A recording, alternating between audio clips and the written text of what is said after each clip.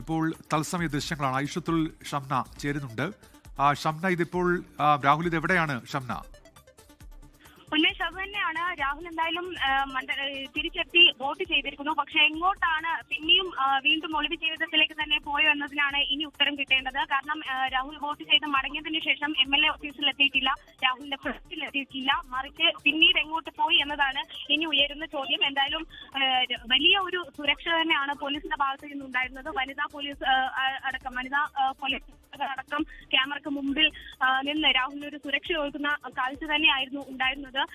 രാഹുൽ അവിടെ തന്നെ ഉണ്ട്. രാഹുലിന്റെ തത്സമയ ദൃശ്യങ്ങൾ ഇപ്പോൾ നമ്മൾ പ്രേക്ഷകരിലേക്ക് എത്തിക്കുന്നുണ്ട്. ഒരു കടയിൽ ഭക്ഷണം കഴിക്കാൻ കയറിയിരിക്കുന്നതാണെന്ന് തോന്നുന്നു. രാഹുൽ മാങ്കൂട്ടത്തിൽ ആ കടയിലേക്ക് എത്തിയിട്ടുണ്ട്. രാഹുലിനോട് ചോദ്യങ്ങളുമായി മാധ്യമപ്രവർത്തകരും അവിടെയുണ്ട്.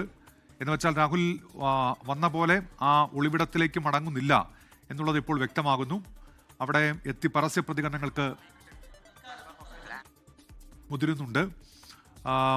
രാഹുൽ മാങ്കൂട്ടത്തിൽ ഇപ്പോൾ വോട്ട് ചെയ്ത് അവിടെ നിന്ന് ബൂത്തിൽ നിന്ന് മടങ്ങിയതിന് ശേഷം പാലക്കാട് ടൗണിൽ തന്നെ രാഹുൽ മാങ്കൂട്ടത്തിലുണ്ട്. നേരത്തെ ബൂത്തിലെത്തുന്ന സമയത്ത് ചെറിയ പ്രതിഷേധമൊക്കെ രാഹുൽ മാങ്കൂട്ടത്തിൽ നേരെ ഉണ്ടായിരുന്നു. CPIM പ്രവർത്തകർ അവിടെ പ്രതിഷേധിക്കുന്നുണ്ടായിരുന്നു. നേരിയ പ്രതിഷേധം. പോലീസ്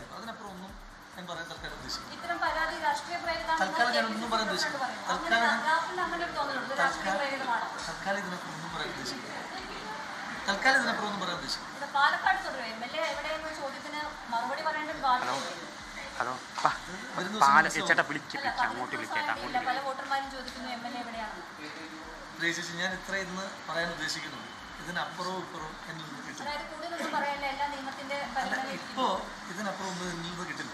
ഇത്ര ഞാൻ ഇപ്പോൾ പറയാൻ ഉദ്ദേശിക്കുന്നുള്ളൂ. അത് ഞാൻ പ്രിയ ചേച്ചിയോട് വളരെ ബഹുമാനത്തോടു കൂടി പറഞ്ഞു. അതവിടെ അവസാനിച്ചു. എൻ്റെ പ്രതികരണം അവസാനിച്ചു.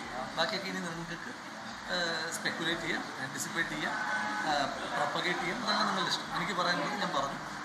എനിക്ക് പറയാനുള്ള കാര്യങ്ങൾ ബഹുമാനപ്പെട്ട നീതിന്യായ കോടതി ഇടപെട്ടിട്ടുണ്ട്. എനിക്കെതിരെ പറയാനുള്ളത് നീതിന്യായ കോടതി ഇടപെട്ടിട്ടുണ്ട്. ഇനി ബാക്കി കോടതി തീരുമാനിക്കും. നമുക്ക് പറയാമല്ലോ. നിങ്ങൾക്ക് മനസ്സിലാവുമല്ലോ.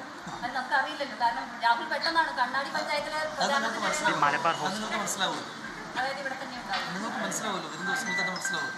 അതിനകത്തൊരു തർക്കവും വേണം. ഇനി ഇവിടെ തന്നെ